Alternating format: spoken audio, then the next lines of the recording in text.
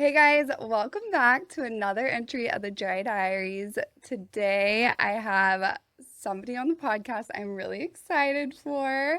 We actually have a mutual friend of a very long time, and she recommended me to her. And then I went to your Instagram and started seeing everything you do, and I was like, oh, this is right up my alley. So for October, we're doing the Dry Diaries After Dark series. We have Faith Streng here with us. Thank you. I'm so happy to be here. So excited to have you. Thank you for coming. Absolutely. She is a third generation intuitive healer, psychic past life healer, Reiki master, channel and spiritual mentor. She guides visionaries and seekers to release blocks, remember their past lives, reclaim their gifts, and align with their soul's highest purpose. Through her energy work, spiritual coaching, and her signature joy-based approach, she helped countless people step into transformation and freedom. We're so excited to dive into her story, her practices, and maybe even do a little reading. Yes. So my mother and grandmother were past life healers. They found a modality that they really loved that opened up them to this whole new way of healing. And my grandfather was part of a channeling group in Detroit in the 70s. Wow. So I really get this from my lineage and grew up in a household where we were talking about the mind, body, spirit connection, angels, past lives, parallel lives, but never thought I would do it as a career. I think like most people, my life took a pretty dramatic left-hand turn at one point, and I reawakened to this aspect of my life, and I realized how passionately I feel about it, that I do have these gifts. Once the door was reopened, then it's just been just a bullet train, just going really fast ever since. Was it something that you tried to ignore growing up? Did you know you had this gift when maybe you pushed it aside because you're like, oh, I want to try other things? Yeah, really good question. I think that I had abilities, but I didn't have a vocabulary for them. From the time I was 5 years old and the first time I was on a stage, I'm going to be an actor or there's nothing else for me. And because of my understanding of past lives, for me, it felt like this is my destiny. I'm so lucky. I know what I want to do. And I worked really hard for it. And I just loved it so much. I felt like this is how I'm sharing my gifts with the world. But that's still a very romantic view of what it actually means to be an actor. And so I pushed and pushed and pushed until I was in my early 30s, where I was just thinking, this life doesn't make me happy. This is not what I thought it was going to be. And I know there has to be something else. I don't know what it is, but that was my dark night of the soul of just totally surrendering to spirit and saying, I need to know what else I'm here to do, because this is not it. My entire worldview in my life has been based around this. After a couple months of really sitting with it, it came back to me where I realized I've been spiritual my whole life. I've been reading these books and communicating with spirit actually since I was 15 years old. And I had just never really thought it was something I could do as a career or wanted to do as a career. The world has also changed a lot since the 90s when I was growing up in West Michigan. And so then that door opened for me and I started doing energy work during the pandemic when everything went online, and I really was called to work more in the past life realm. It really felt like there was a need for that. And then my psychic abilities opened up a lot more, and then my business also grew from there. So it was in your early 30s that you really started stepping into it. Yeah.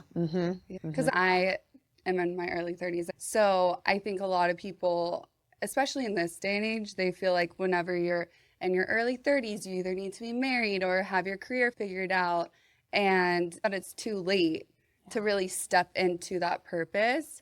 So that's such a testimony for people out there. Yeah, absolutely. It's never too late. It's never too late. And if you're not growing and evolving, then you're stagnant. And we're not meant to be stagnant. We're meant to keep expanding. And creative people particularly need to keep creating in some way. Your astrology changes when you're in your early to mid 30s. And that's really when things start to come aligned. So it's never too late. And all you can do is respect what your bliss is and respect what is inspiring to you. There's so many different ways to earn money now and to put together a life that feels good for you. Those older systems, they don't work for a lot of people who are passionate and creative and inspired, and you have to find your own way. Things do happen for you, like cosmically, when you're in your early to mid 30s to really support you really relaxing into your path. But even if you're in your 40s or 50s or 60s or 70s, it's literally never too late. Yeah. Yeah. So speaking of that, how you said it changes your astrology, early 30s. How does it change? So have you heard of your Saturn return? No. So that's when Saturn comes back into the same spot in the sky that it was when you were born. Okay. I'm not an astrologist, so Yeah. just so we know, but that's kind of the main one that a lot of people look to and a lot of young people look to. So the ages between 27 and 32 or 33 are really intense in a time where you're dealing with some inner childhood stuff. You're kind of breaking away from maybe your early childhood dreams. You're forging your own path, really getting clear on the kind of adult you want to be. And then when Saturn goes through that transition and you hit like 33, 34, 35, can I swear on this podcast? Yeah. Shit just gets easier. Like, I swear to God, shit just gets easier. And if you're showing up and you're doing your best to live a healthy life and you're trying to be of service and take care of yourself, you will ride that wave. I absolutely promise you. Yeah. That's Yeah. so cool. Yeah. That's so relatable to me in my life. I have so many questions, but obviously this isn't about me. So, okay, so you said at 15 you had your first experience. Of communicating to spirit. Yeah, can you tell us a little bit about that? Yeah, it was actually probably a little bit later when I started doing the modality myself that my mother and grandmother had done. I never thought I could. And then when I went to college and I was studying acting, I was surrounded by some more open-minded people, and they really encouraged me to try it myself. And so this modality uses a pendulum, and so I picked up the pendulum the next time I was at home for a winter break or something, and it immediately started moving. And if anybody's tried to use a pendulum, sometimes it takes a little bit to get it to move, but mine just immediately started moving very, very, very quickly. So I knew that I was ready to be using it. And then part of that modality also involves communicating with spirit, high self, the universe, God, source, whatever you want to call it, energy. It's all really just energy with my eye blinks. And so for me, I would be able to ask these questions, like one blink is yes and two blinks would be a no. And so that was always in my back pocket as a way I was channeling. I didn't realize I was channeling, but that's what I was doing. And so that was something that stayed with me, that then when I got to that point in my 30s where I went, wait a minute, this is actually like really fucking cool what I do. And I had done a couple like sample sessions for people with this past life healing modality, and everybody was really moved by it. And so at 19 was when I started to do it myself. And up until then, my mother, my grandmother had been doing healing for me, and then I could do it for myself. When you can start doing healing for yourself, you can get to even deeper layers, levels. That was really the moment that things really kicked online for me. That's so cool. Is it the pendulums that the two?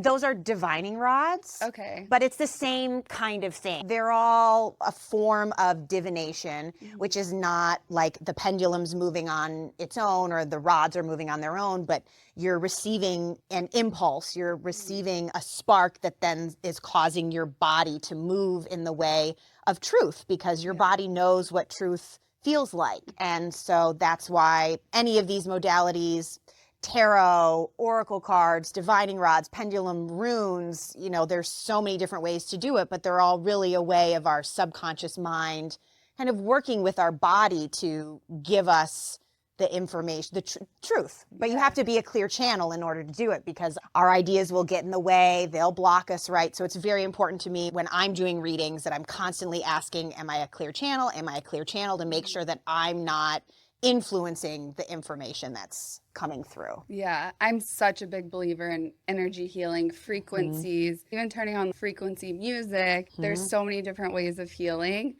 And so whenever you're doing past life readings or energy healing, do you ever feel after a little bit depleted? I am very fortunate that I rarely, if ever, do. There'll be some days where I'll have a couple really heavy sessions where I have people really going through it, and that will be a day where I'll feel like I need to do some self-care. I think because I started this work using a pendulum and it wasn't always me just going in, there's kind of naturally a space for me between myself and my clients. And I also am so cognizant of knowing what it feels like to absorb someone else's energy. And I've done a lot of work around my own feelings of guilt or martyrdom or feeling like I need to help people. So I'm pretty clear on knowing when that happens and being able to be like, no, that's not my stuff. Yeah. That's not my Boundary. business. Boundary. If anything, it's just doing sessions on Zoom, like online, that tires me out more than anything. But I think I've been doing this work so long that there really does feel like there's a boundary between me and my clients, and it doesn't generally drain me, which I'm very grateful for. I've always wondered that because there's my friend Jonathan, he's a medium, and he helps solve unsolved cases with the FBI and stuff. Wow. And so he's doing all these readings, and I asked him, I was like, do you get drained? And he's like, sometimes, but I'm helping people, and I'm such a big believer. Make sure you're refilling your cup, you know? Absolutely. And I was wondering about that. I've never tried Reiki or energy healing before. So can you take us through the process of what that's like? Yeah, definitely. And it's really beautiful. I was actually just thinking about this because Reiki is a modality that was inspired by a man who was familiar with other forms of energy healing that did drain the practitioner. And he had an idea that there could or should be another way to channel energy that didn't drain the practitioner. So I also get that boundary from Reiki a little bit too, or a lot.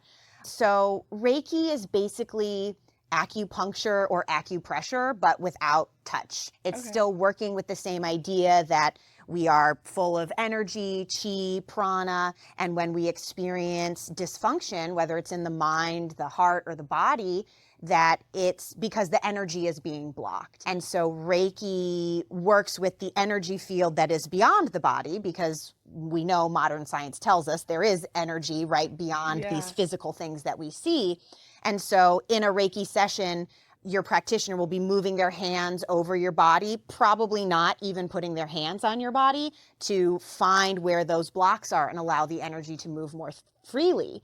And actually, not too long after I met my husband, I asked him if I could do a Reiki session. And he'll say, I just thought she was so cool. I would just do anything for her. Aww. And so I did a Reiki. As he should. As he should, absolutely.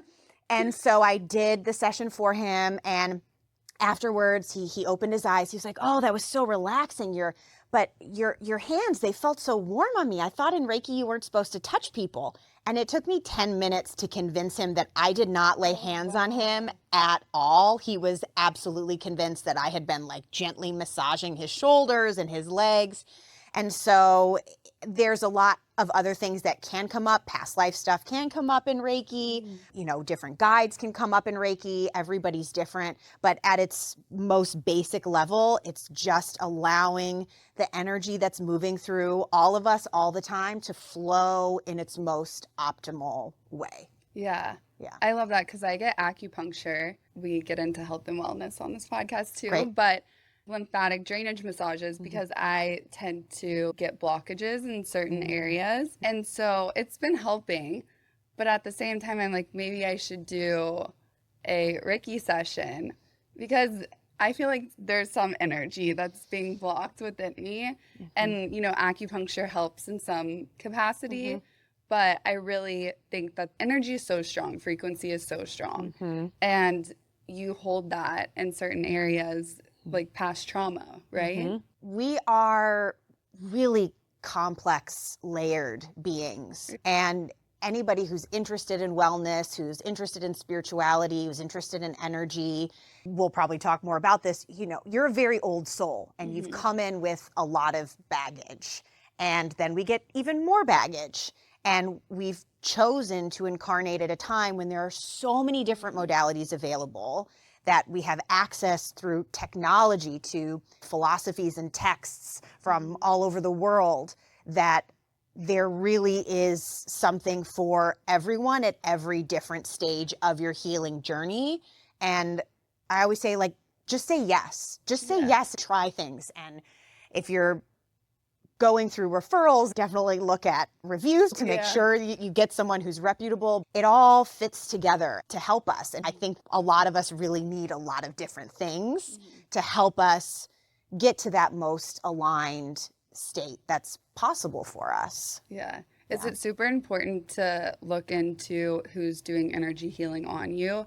Because also their energy could come onto you if it's not the right fit. Yeah, there's a wide spectrum of people who work in this industry, and I would absolutely recommend, especially if it's your first time exploring, you don't really know what you're looking for, ask for a referral, look at reviews, because it can be really damaging and really hurtful if someone doesn't really know what they're doing, or someone does manipulate you in some way. I will ask my clients who come to me, have you ever been to a psychic or a healer that you feel like was detrimental to your well-being?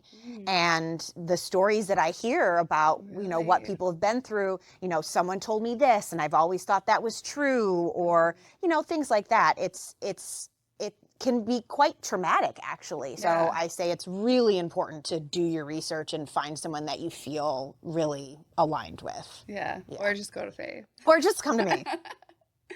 I think that some people get natural healing, homeopathic medicine mixed up with almost like the witchcraft world. Or I know for me growing up, I grew up in Texas, and actually, we'll probably get into this, but my family goes back to Native American tribe. And so this has always been something that I've loved, I've been interested in, and talking to my dad and different people about it, they're like, Alex, that's witchcraft. What is Ellie doing to you? It's so woo-woo. And so for those people who think that this is along maybe evil or satanic, what do you tell clients, or what do you tell people? That our understanding, or the popular misconception around the word witch, is like basically based on the Wizard of Oz. Yeah. It doesn't really have any legs.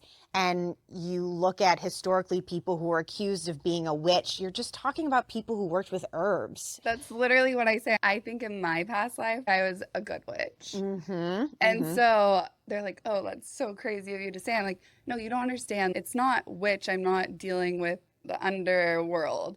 Witch as in I was a healer, or I was doing something of natural remedies. And back then, you know, they thought that was so crazy. Right. I love that you said that, because I always harp on that. Yeah, which was just the way of the world for centuries until, you know, the medical revolution happened. And so it's Reiki can do no harm. You know, Reiki can do no harm. Most of these other modalities that we're talking about, it can't harm you in any way.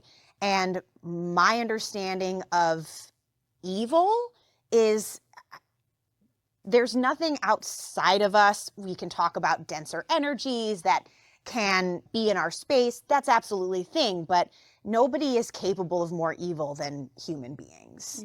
We're all choosing to create whatever reality, whether consciously or subconsciously, that feels safe to us. And so it's really interesting.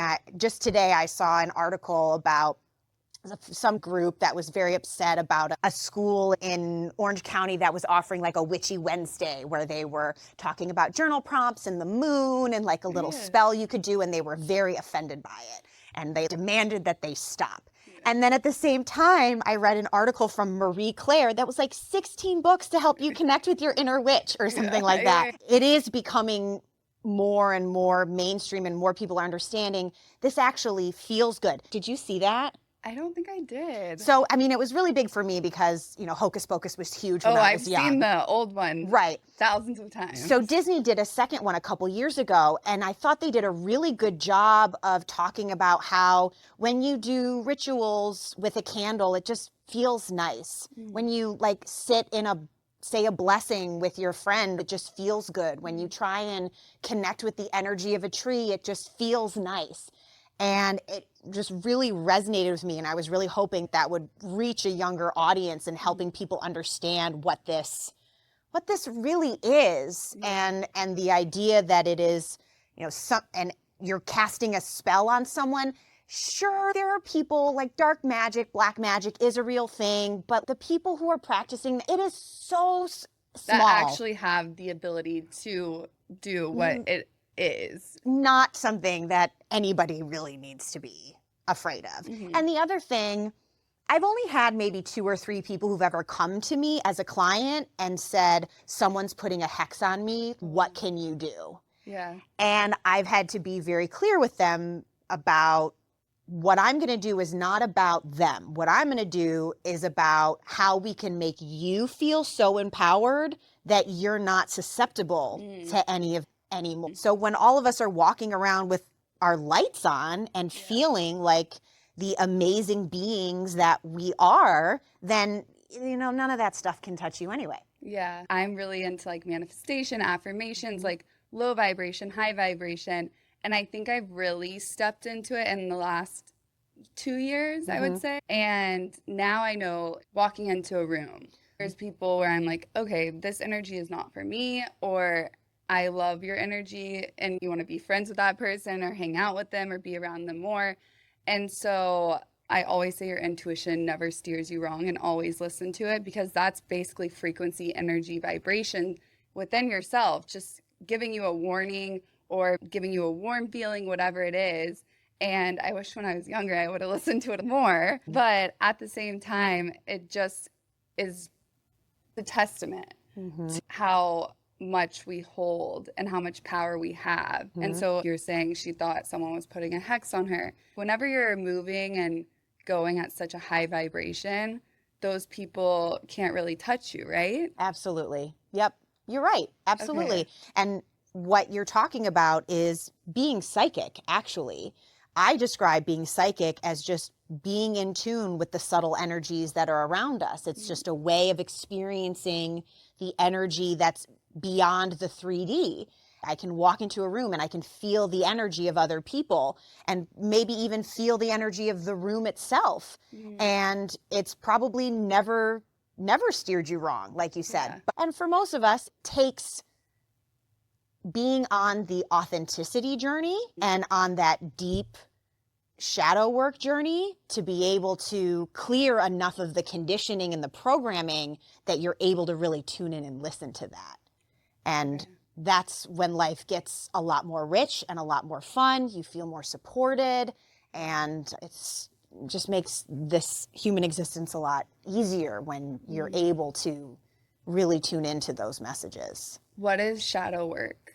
Shadow work is the psychological process of identifying your ego self, your ego voice, which I interpret as the part of you that wants to keep you small and keep you afraid and keep you separate from source and from other people. Okay. And those messages can come from past life trauma. They come from how we were raised, society, different brain chemistry. Instead of wanting to push it down, you go, all right, I'm giving you a seat at the table. I'm not denying you a spot in this life anymore. I accept you and I love you because I know you're trying to teach me something. And if we work together, instead of me just trying to be ashamed of having these very human feelings, I'm saying, like, let's get a coffee and talk about this, because I can't have you driving this car anymore. I need to have a different aspect of myself driving the car. And that looks different for everyone, but it's an incredibly healing process that leads to greater self-compassion and self-acceptance, and being able to see us as multi-dimensional beings. Like, there is no good or bad. There is no right or wrong, really. Like, we are all a spectrum. And the more we accept all of our different colors, the more loving we are to ourselves, and the more loving and accepting we are to other people, wherever they are at on their journeys too. And you help people do shadow work. Yeah. Yeah. Yeah, it's dying to your ego. Yeah, instead of trying to overcome or squash your fears, you just go, all right, cool. Like, we can hang out. I'm just not going to only listen to you. I'm going to listen to this other part of myself that also says, girl, you're okay right now. Like, just take a breath, get a drink of water. It's a hard day, but don't over dramatize it. Tomorrow's a new day. Call a friend. Watch a movie you love. Just be nice to yourself and continue to find whatever practices and habits that work for you to help you stay ahead of that mindset that we know we see over and over again will just keep you small when we deserve to be as big as we want to be. That's what we came here to learn how to do.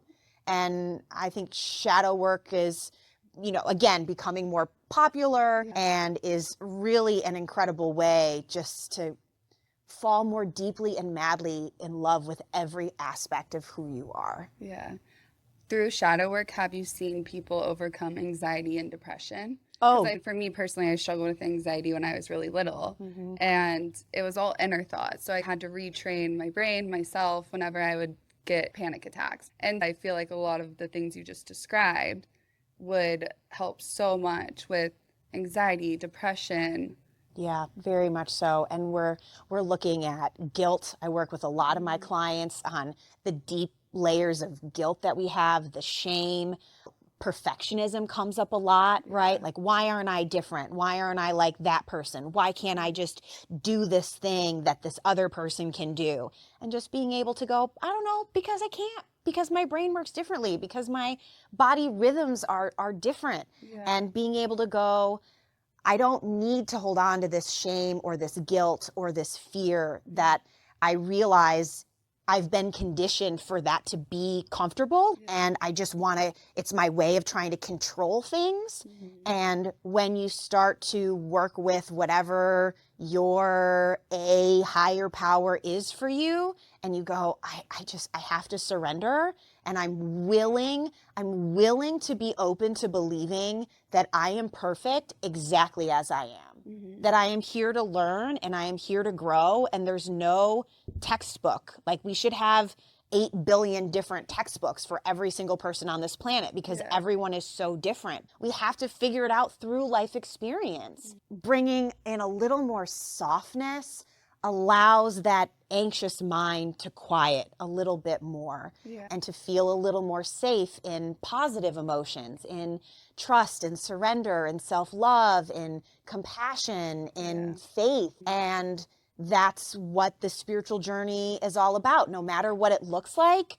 Everybody's really talking about that, and some people have really twisted that around to be something detrimental. But ultimately, that's where everyone wants to go. We just all have these convoluted ways of trying to get. Well, we can get into past life. So I've never had my past life read. So can you explain the process of that, what it looks like, and then also, does your past lives affect your present life? Very much so. I will say, you don't really want to open a novel and read it in the beginning or just read the last third of the book. You have to go back and see what happened before in order to understand where you are now. And reincarnation is not new age. It's nothing new. It's written about in the mystical aspects of the major world religions. And it is incredibly helpful for identifying why you have fears you don't understand. Why am I so afraid of deep water? Nothing's ever happened to me. Why am I so afraid of spiders? Nothing's ever happened to me. Why do I have this weird relationship with my sister that I just don't understand? Why do I always attract a certain kind of partner? And the people who find me, they find me because they've done therapy, like they've done energy healing. They've been on this journey for the long time, and there's something that's still not quite making sense. And when we go into their past lives, all of a sudden we get all of these answers for really anything that they're wondering about. And anybody who's interested in spirituality or past lives, you've been around the cosmic galactic block like so many times we can't even count them. And so you have so many past lives on Earth and in other places. The multiverse is real that we can't even count them. I've been doing this work for myself for 20 years and I'm still having new things that come up. So a lot of people are familiar or they've heard of past life regression or past life hypnosis. And that's when someone will put you into a meditative state and you'll see or hear or experience in some way a vision of a past life that you've had. And an experienced practitioner will guide you through that meditation to understand, why are you seeing this? What is it relevant for in your life today? I work a little bit differently. From my perspective, it comes from, we have, again, so many past lives. We can't count them all. We've all been beggars. We've all been queens. We've all been everything in between. So we don't need to get too attached to any one of them. In my sessions with my clients, they may come to me with specific intentions, or I'll do an energy reading and I'll see that there's some energy blocks in the heart chakra. I'll use that as an entryway into what's called the Akashic records, which are basically the iCloud of everything that's ever existed or ever will exist.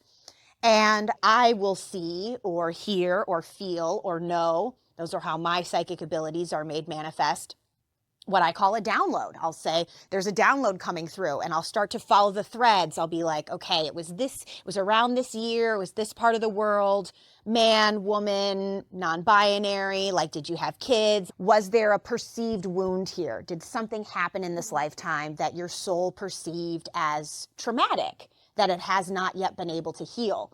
Maybe it was your husband left to go to war and never came back, and you were so heartbroken, and the grief destroyed you, and you're still carrying that in some way, to go back to what you were saying earlier around holding on to pain, right? Or you lost all your money because you were a gambler, and somehow that shame is still remaining, and so you're pushing away money in this lifetime in some way. And so we go in and we identify what those subconscious beliefs are. People always abandon me. I can't ever make money. I need to always rely on someone else, etc., whatever it may be. And we work with these high-level guides in this space and we clear it away. People, even over Zoom, will get physical reactions to things that they don't remember. They go, I don't know why I'm crying. Why am I crying right now? When I'm talking about a lifetime from the 300s or the 400s. Wow. And then sometimes I'm seeing a lifetime where there hasn't been anything traumatic that's happened, but it was something where it was really exciting and abundant and fulfilling, and we're allowing our soul, or the soul of my client, to go, oh wait, I remember that too. I remember what that frequency feels like. I'm able to tune into the vibration of that experience so that I can call that to me now, and it's always in some way that the person is looking to grow in this lifetime. I combine this past life work with the chakra balancing, with channeling and talking to people's guides, and with spiritual coaching, because you can't just drop this information on someone and not tell them how to utilize it in their lives.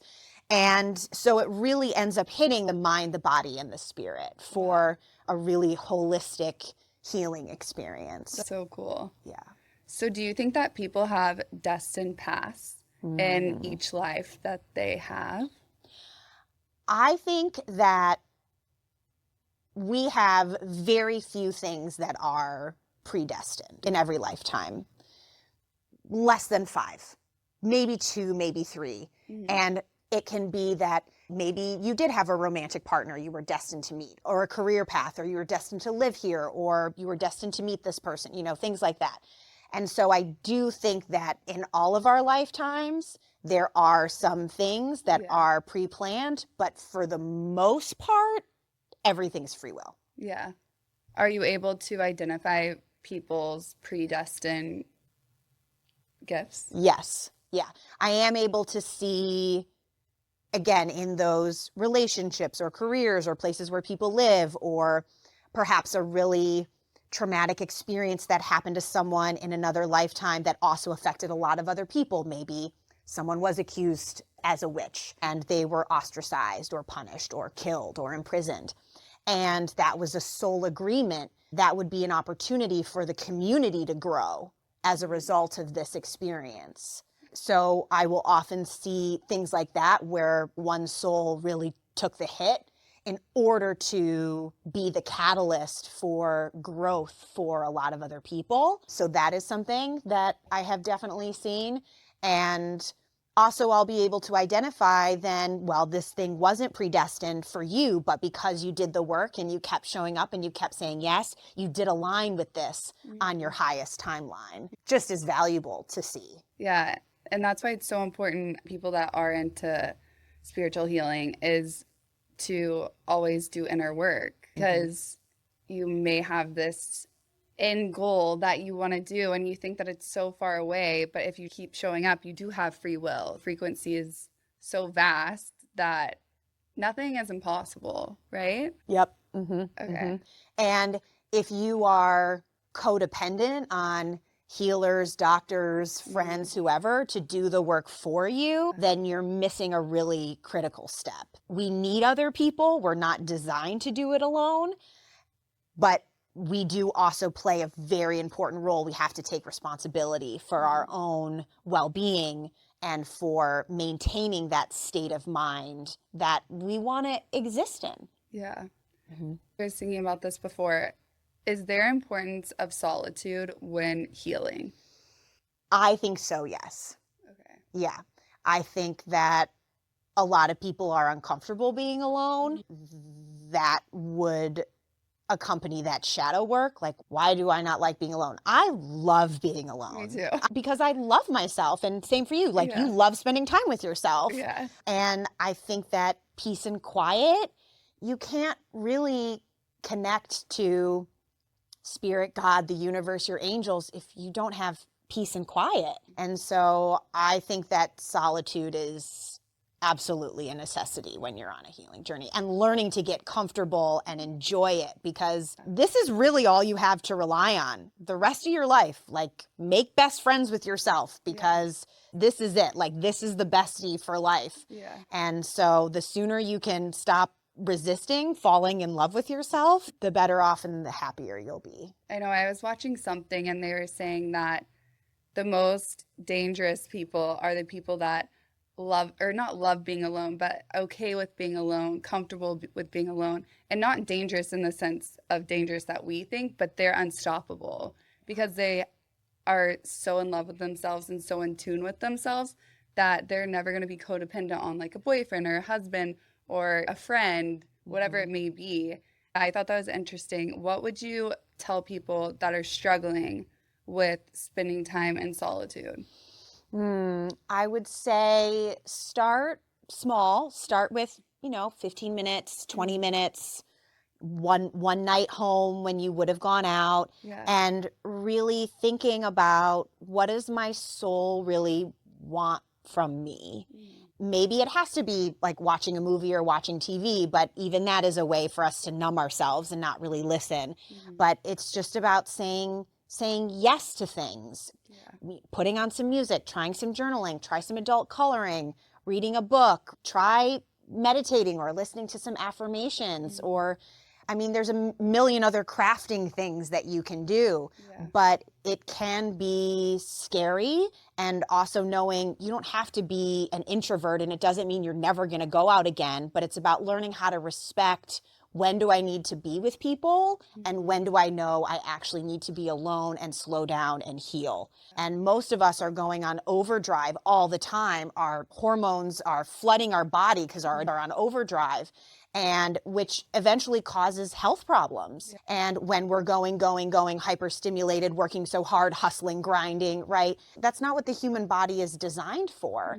And so we are all invited to look at soft living, right? Because that's what's sustainable. The other thing isn't sustainable.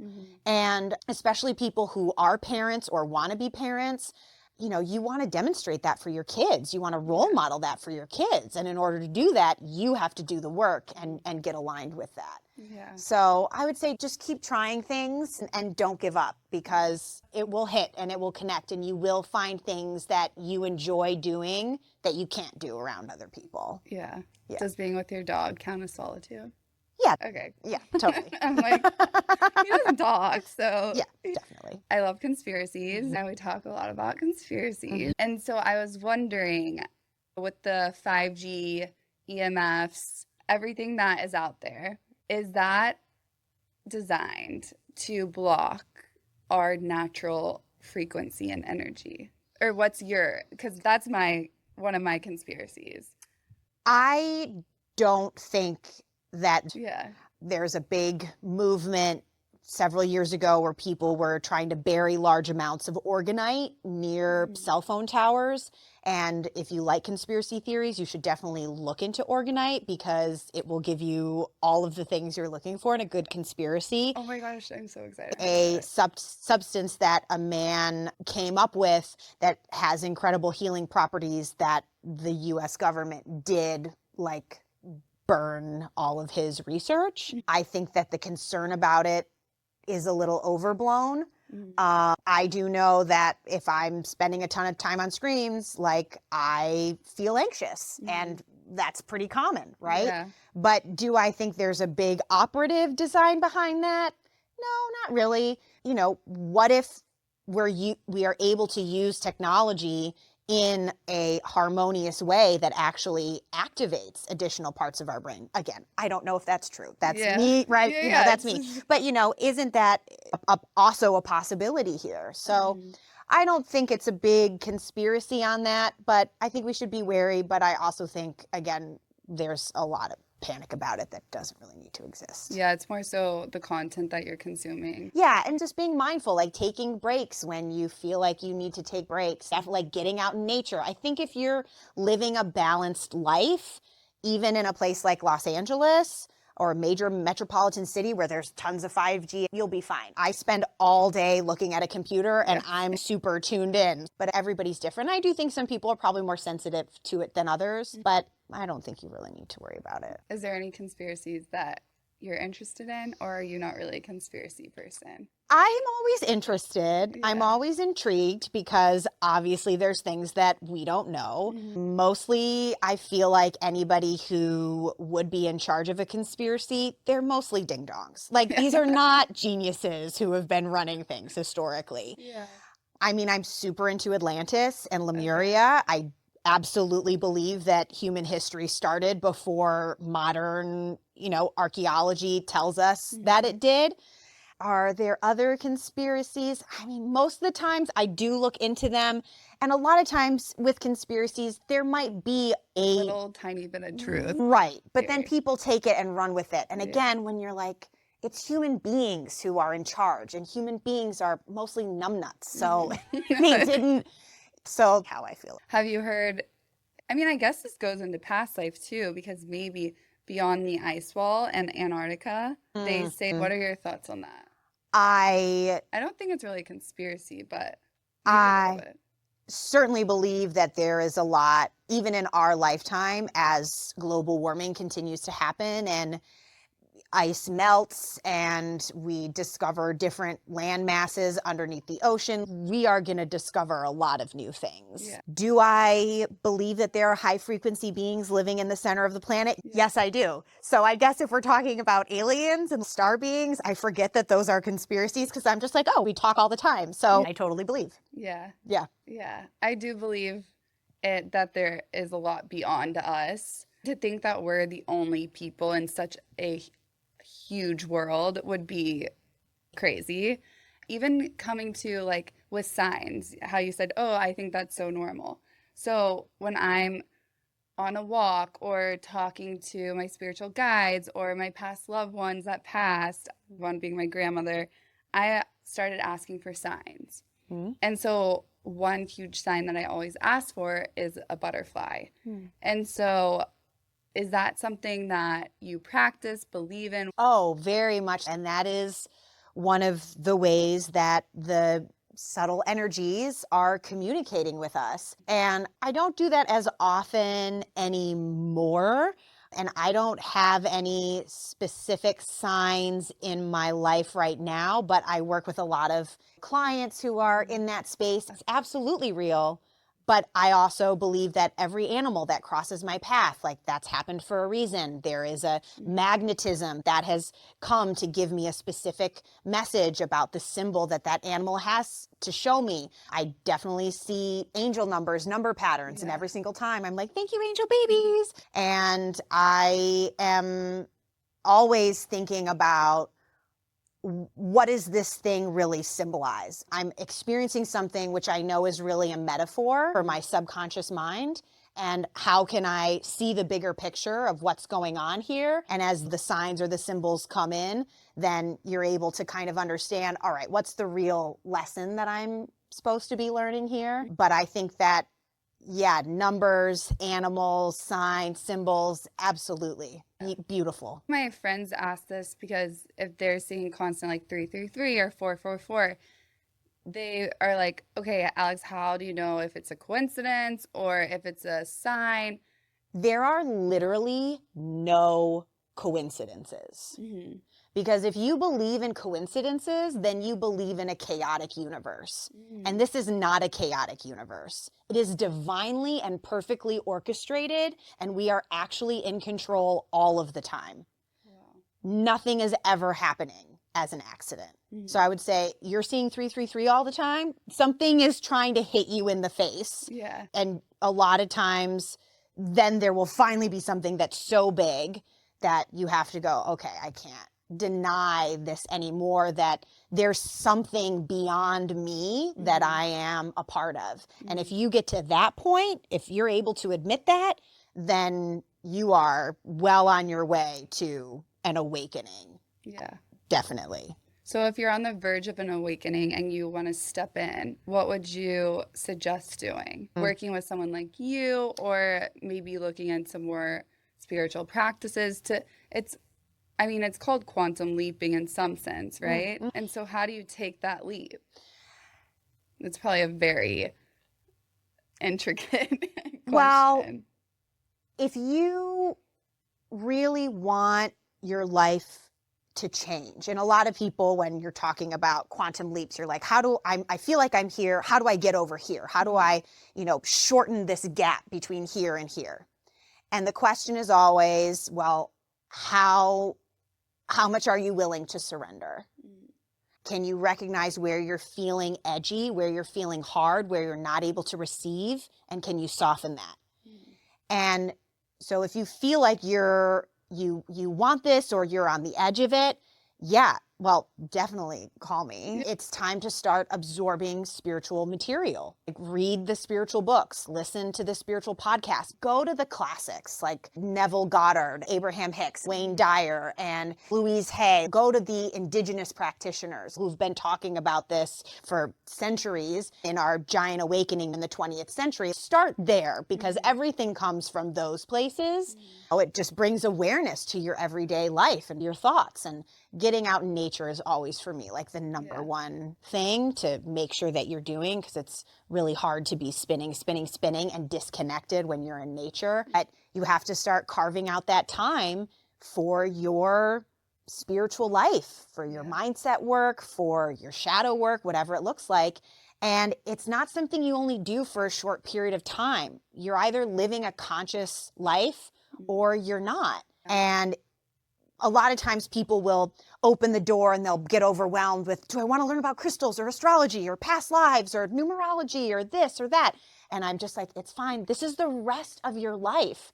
You are always going to be wanting to learn and grow, because again, that's human nature if you're listening to it. And so you want to learn everything at once and you want everything to happen at once, but it just doesn't work that way. Like, this is your life now. And I'm going to turn 40 this year, and I can see now with so much more hindsight, after having my business for X amount of years and having been on this awakened journey for so long. And I finally feel like now I'm settling in, like, oh, right, there's no destination. Yeah. There can't be. As soon as I get caught up in a destination, I'm cutting myself off from all of the other possibilities that the universe wants to give to me. And so it's just about like buckling down and creating those new habits and being discerning about the people you're spending time with and the places you're going. Yeah. Because you're creating a new world for yourself. I love that. Yeah. Okay, well, is there anything else you want to add before, or do you want to do a reading? Are you comfortable doing a reading? Yes, I'm on totally this? comfortable doing Okay. a reading.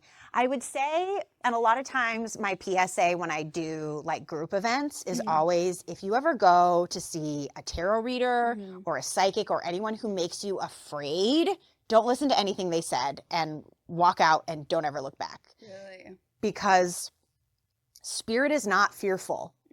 So this work should never be based in fear and should never make you afraid. Yeah. The only thing we're learning how to listen to is love. And it doesn't mean that fear and darkness aren't a part of the light. They're not, they're a part of everything. We need duality, but that when you're seeking out practitioners or healers or readers, if it's not someone who's making you feel excited and empowered, even if they give you difficult things to swallow, Yeah. then you should leave them a bad Yelp review. Yeah. Yeah.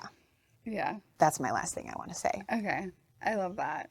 Yeah. So you might see my head might move a little bit. My eyes might blink a lot. It's just how I'm channeling energy.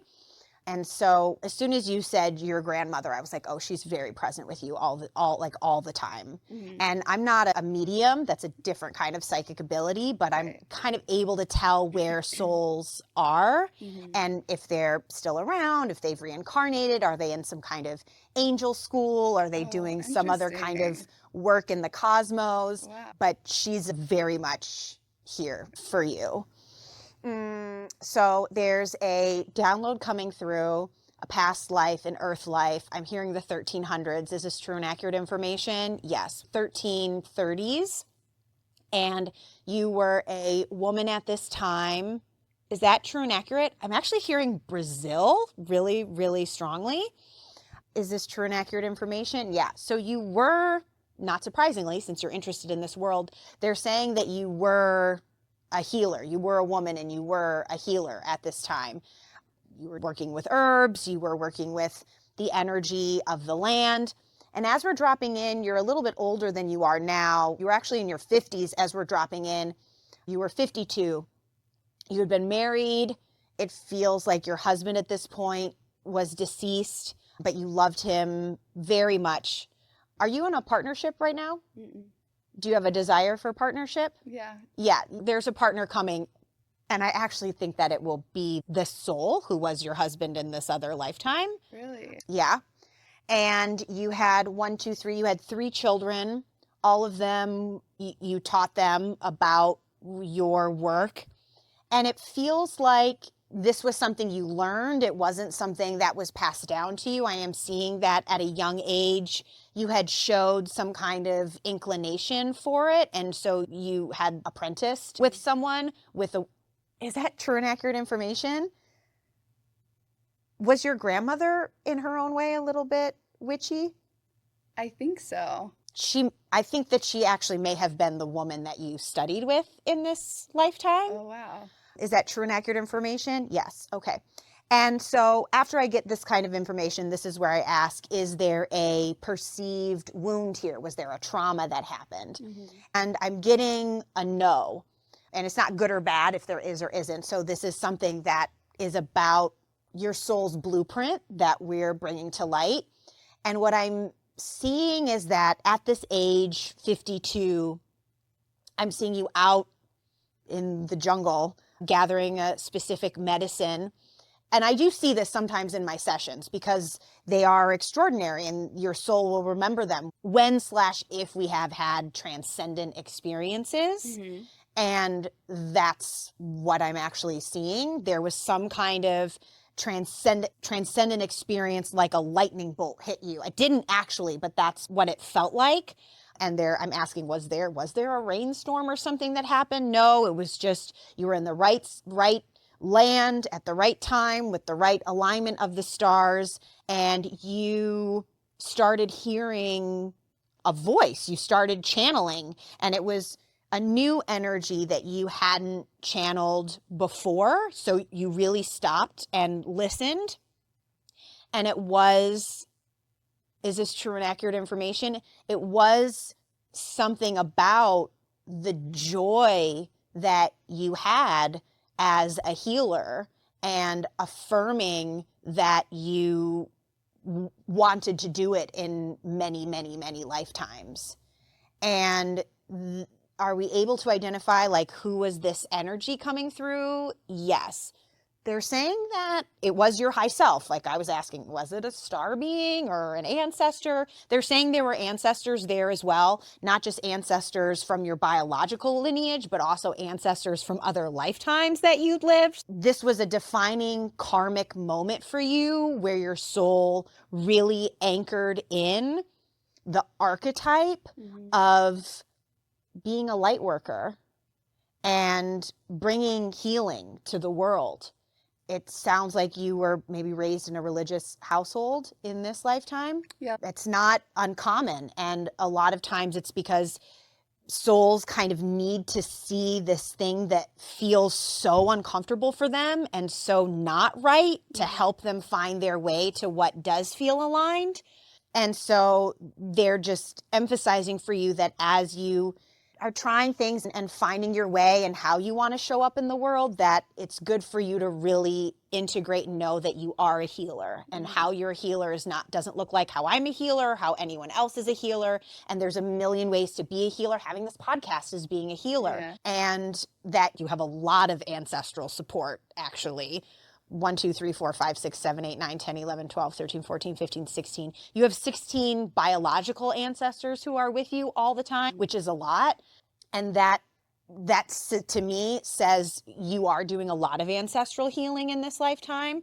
And, knowing your indigenous lineage as well and continuing to nurture that and learn about that and open up to that, I think is going to continue to be very healing for you. And also recognizing that your healing journey is what's going to benefit other people. And if you haven't gone to Brazil, you should go. It's going to be amazing. You're going to get chills all over your body. You're going to be like, oh my God, I know I've been here before. You actually have 2 lifetimes in Brazil, one even before this. Really? That was also very positive and felt very harmonious in community and in spirit and in, whatever role you were playing.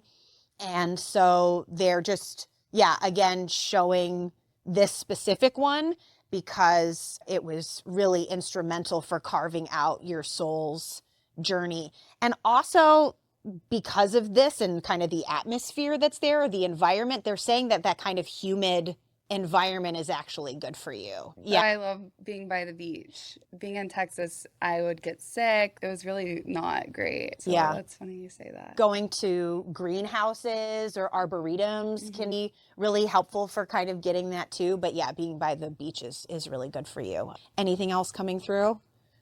Oh, they're saying that's it. Was there anything in Australia?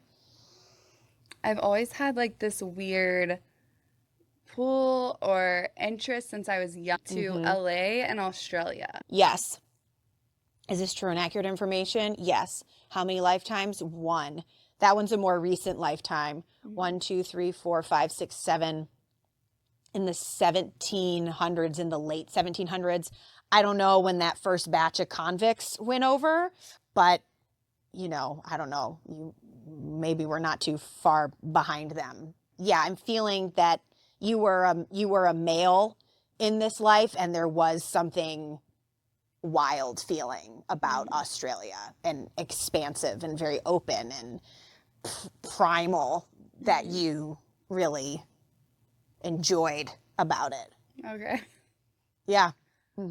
So, but also felt good to you, felt very positive for you. Yeah. So when you go, let me know. I love that. I'm actually going for New Year's.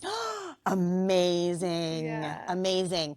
Definitely keep track of how you feel everywhere you go. Write things down. Let yourself be guided. That's very exciting. I'm very happy for you. Yeah, that's Awesome. kind of crazy. So you mentioned my grandmother, and did she have some psychic ability? And she never really voiced it. She was a very assertive, headstrong, big personality type of woman, but she, even to this day, if you ask my dad who was her favorite grandchild, it was always me. Yeah. And we just always had this crazy connection since I was a little girl. And so my aunt actually is really big into ancestry. She thinks and believes she has some psychic ability. And so, yeah, just a lot of the things you said was a little crazy because it definitely resonated. Yeah, I'm actually getting that your grandmother is a soulmate of yours.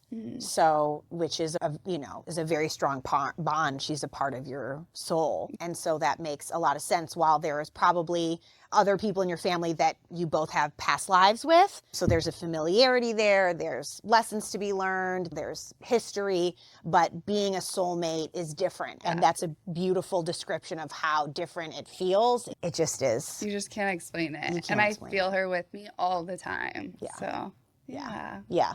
There's, definitely some intuitive gifts that have run in your family. Crazy vivid dreams or, predictive feelings, not knowing how to put words to it, but all of those things, even being able to talk to animals, having strong relationships with animals, it's all psychic. That's so funny because I have a dog. His name's Kingston. He's a Bichon Poo. And he's so cute. But I always look into his eyes and I'm like, what little human is inside of you? And people think that I'm crazy. And I'm like, no, he has human eyes. I just know that he was picked for me and he's my little sidekick. Yep. So. Yep. 1, 2, 3, 4, 5, 6, 7, 8, 9, 10, 11, 12, 13. You have 13 past lives together. Me and my dog? No way. Oh. Yeah. And it's, again, no accident that you're called to feel like there's a human in there because I am getting, is this true and accurate information? Yeah, then at least one, maybe two of these lifetimes that you have been humans together. No way. Yeah. Yeah. That makes so much sense. Yeah. And animal communication is telepathy with animals who are communicating with us all the time. So your dog absolutely understands you. And if you are having a conversation and just allow the first thing that comes into your head as their response, that's a way of opening up your psychic channels. That can be another way that you can just play around with that. But you absolutely they picked you. They knew that they were going to find you. And they really wanted to be a dog because you're so nurturing and you're so affectionate, and they just wanted to take all that up, and they didn't want a lot of responsibility that comes with being a human. Yeah. So they chose to incarnate as this really adorable dog that you would spend all your time with. I know, he just sits in my lap. If I'm sitting at the kitchen counter, he just cries until I have to go sit on the couch, start working on the computer, and he has to sit in my lap. It's so cute. That's really sweet. Animals are our friends. They're our healers. And they have past life trauma too. I do the same work for dogs and cats, and I've even done for like chickens and goats and horses and pigs and donkeys, all the same. You have to meet Kingston. I would love to. That's so cool. Thank you so much for doing that. You're welcome. My pleasure. I love doing it. Now I need to go to Brazil. Yes, you do. Yes, you do. That's so exciting. Yeah. Spring break 2026. Literally. Carly and I were actually talking about where we should do a group trip or a travel experience. So maybe Brazil. Brazil. Let me know the deets. Yeah. You have to come. I want to come. And then for everyone that's in LA, you guys are doing, my best friend Carly, who I met Faith through, they are doing a little ceremony. Is it open to people still signing up, the public, on the 29th of October? Yes. But you have a bunch. I have a bunch of events coming up, but that's the first one of this kind that I'm doing with Carly, a sacred micro medicine, sound, and healing journey. Yeah. So yes, that's going to be on the 29th. I'm very excited about that. Yeah. And I have a couple Reiki trainings in person coming up. If anybody has been called to learn Reiki, this is your sign. You should absolutely learn Reiki. And I'm doing 2 events of past life readings in a group where I go around and do readings for everyone. And those are always really exciting because what comes up for one person always resonates for other people in the group. And I'm doing one in Sherman Oaks on the 4th and one in Woodland Hills at a salt cave, which is amazing and so Stop. magical. There's a salt cave in Woodland Hills. Okay, I'm coming. Yes, it's called Valley Salt Cave. It's so lovely. And a lot of times when I'm in that space, in those events, the lights flicker a lot at like really important points that whatever energy wants us to pay attention to, which is always very cool. So I've been doing that one monthly for maybe a year and a half now, and it usually sells out. I love to do that. Okay, well, I'm coming, so reserve my spot. Okay. And then I might bring Rachel too. Amazing. I'm introducing her into the spiritual Love it. stuff. Everyone so- needs a friend like you. Yeah. Yeah, Yes. of course. That's my past life healer coming out. Okay, well, is there anything else you want to add? Just that it's more important than ever to make sure that you're putting on your own oxygen mask first, and to make sure that you are doing what's in front of you and being of service in the ways that you can, and to know that that is important and that is real and that is making a change in the world. And we are together existing in this reality, and as we continue to devote ourselves to finding inner peace within ourselves in whatever small moments that we can find in our very busy days, that will lead to greater and greater stretches of inner peace, and you will experience more peace outside of you. And so I just want people to know that there is still hope in this world. There is still love in this world. People are really kind, and people are funny, and people are creative. And the more that we start saying that to ourselves and affirming, I'm so grateful to see that in my life, the bigger shifts are going to continue to happen. So I know that we all feel like we're in a fucking pressure cooker right now, but there are a lot of healers out there who are able to help you process all of the things that you need to process. So please just say yes, take time for yourselves. And there are bigger things and bigger energies and bigger love at play, even now. Yeah, I love that. Yeah. All right, well, thank you so much for coming on. You're so welcome. That was Thank so you. fun. I honestly Wonderful. could talk to you for hours and hours, so I'm having to cut myself off. So we might have to bring Faith back. Yes, please. I would love that. All right, guys. Well, thank you so much for listening to the new series of the Dry Diaries After Dark. We will see you next week. Bye.